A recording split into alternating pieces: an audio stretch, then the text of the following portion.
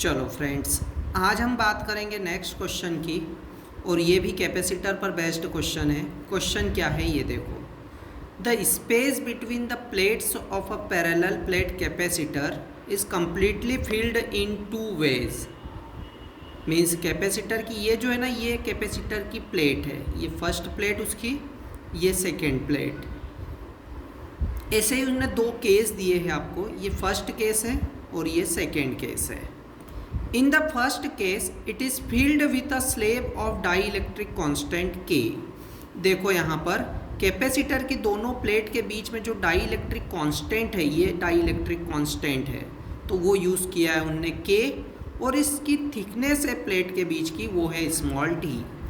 और second case में क्या बोला है, in the second case it is filled with to slabs of equal thickness and dielectric constant K1 and K2 respectively as shown in the figure।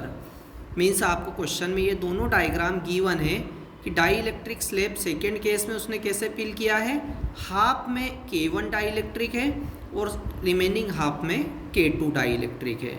Means d/2 distance में K1 use किया है और d/2 distance में K2 use किया है। The capacitance of the capacitor is same in the two cases, obtain the relation between K, K1 and K2। अब हमको relation बताना है K, K1 और K2 में। कैसे रिलेशन बताएंगे ये आप देखना। आपको सिंपली पता है कि फर्स्ट केस में उसने क्या किया है कि जो कैपेसिटर है, उस कैपेसिटर प्लेट के बीच में मीडियम जो यूज़ किया है, वो मीडियम क्या यूज़ किया उन्होंने, डाईइलेक्ट्रिक K। तो ये फर्स्ट केस में तो डाईइलेक्ट्रिक कांस्टेंट हमारा क्या हो गया, K। अब K डाईइलेक्ट्रिक कांस्टेंट है तो उस केस में इसका कैपेसिटेंस कितना होगा, तो आप बोलोगे इसका कैपेसिटेंस होगा K into epsilon not into A, ये एरिया है पूरा, और अपॉन में D, डिस्टेंस बिटवीन प्लेट्स, ये वाली डिस्टेंस जो हमको क्वेश्चन में गिवन थी। और सेकेंड केस में उसने क्या बोला है कि जो कैपेसिटर की प्लेट्स हैं उसमें उनने हाफ डिस्टेंस पर क्या फिल किया है, K1। Half distance means d/2 distance में, और रिमेनिंग जो हाफ डिस्टेंस है उस रिमेनिंग हाफ डिस्टेंस में उसने क्या पुट किया है, K2। तो आपको फ्रेंड्स यहाँ पर एक बात ध्यान देना है कि जब भी आपको इस तरीके से डाईइलेक्ट्रिक पर बेस्ड क्वेश्चन पूछे जाए और उसमें K1, K2, K3 कुछ भी डाईइलेक्ट्रिक इंसर्ट कर रहे हो, तो ये देखो कि जब जब डिस्टेंस यदि डिवाइड हो रही है तो उस कंडीशन में आप क्या करना कि जो कैपेसिटर है उनका कॉम्बिनेशन सीरीज़ में बनाना। सीरीज़ में क्या मतलब मेरा यहाँ पर कि सपोज़ यहाँ पर जो K1 डाईइलेक्ट्रिक इंसर्ट किया है उसका कैपेसिटेंस हम C1 ले लेंगे, और जो K2 डाईइलेक्ट्रिक इंसर्ट किया है इसका कैपेसिटेंस हम क्या ले लेंगे, C2। तो यहाँ पर डिस्टेंस जब डिवाइड हो तो उस कंडीशन में C1 और C2 को आप कैसे अरेंज करोगे, सीरीज़ में। यदि यही डाईइलेक्ट्रिक आप A से इंसर्ट करते मीन्स अपर हाफ में K1 और लोअर हाफ में K2, देन ये पैरेलल में अरेंज होते। तो अभी चलो हमको सीरीज़ में देखना है।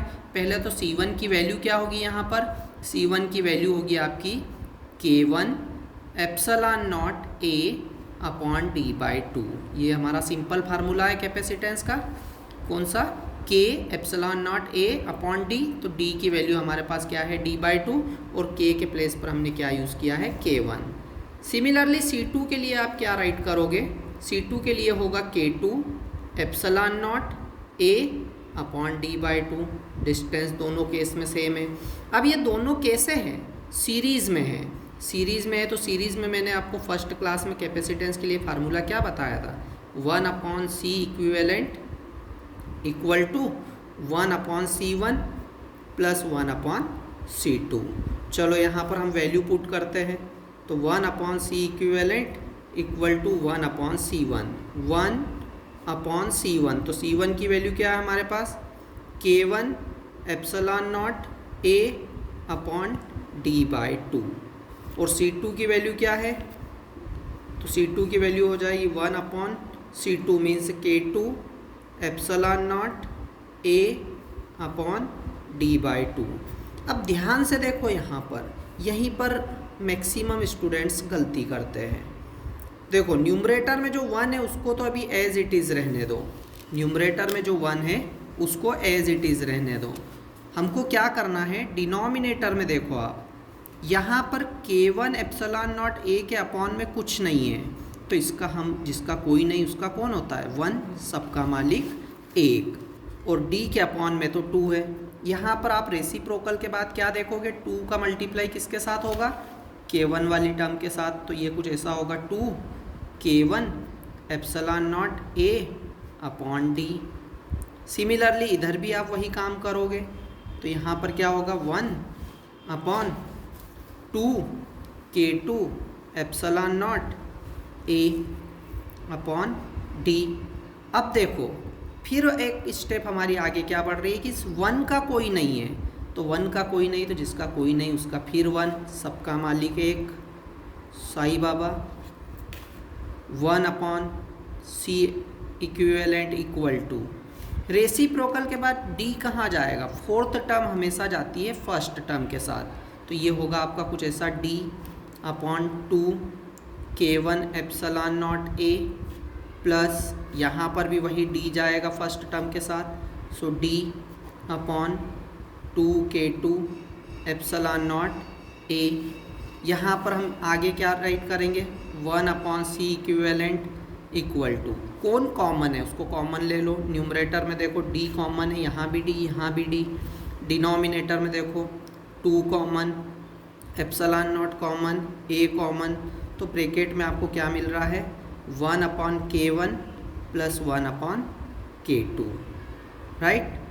अब नेक्स्ट स्टेप क्या होगी हमारी, 1 upon C equivalent equal to D upon 2 epsilon naught A, ये तो एज इट इज़, और एलसीएम हम बचपन वाला ही लेंगे, K2 का मल्टीप्लाई करो 1 में K2 प्लस K1 का मल्टीप्लाई किया 1 में K1, और डिनोमिनेटर में दोनों का मल्टीप्लाई कर दो K1 K2। तो ये वैल्यू किसकी मिली है हमको, 1 अपॉन C इक्विवेलेंट की। तो C इक्विवेलेंट क्या होगा हमारा, C इक्विवेलेंट होगा, इसको रेसिप्रोकल कर दो, तो आपकी 2 epsilon not A upon D, इसको रेसिप्रोकल कर दिया, और इधर K1 K2 न्यूमरेटर में होगा, और डिनोमिनेटर में क्या होगा K1 प्लस K2। अब एक बात आप देखो ध्यान से, हमको क्वेश्चन में उसने क्या दिया था, क्वेश्चन में उन्होंने ये दिया था कि the capacitance of the capacitor is same in the 2 cases, means उसका जो कैपेसिटेंस है ना, वो कैपेसिटेंस दोनों केस में सेम है, दोनों केस में सेम है। इसका मतलब ये हुआ कि जो C है ना, वो C किसके इक्वल है, C इक्विवेलेंट के इक्वल है।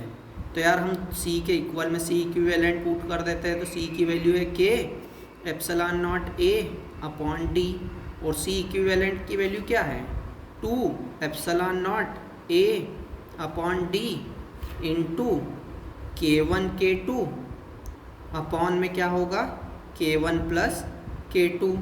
तो यार यहाँ पर आपको क्या दिख रहा है, K epsilon not A upon D, इससे आपकी कौन सी वैल्यू, K कैंसिल नहीं होगा, K रहेगा, एप्सिलॉन नॉट A से epsilon not A cancel, D से D कैंसिल, तो आपको K की वैल्यू क्या मिलेगी यहाँ पर, K equal to 2 K1 K2 upon K1 plus K2।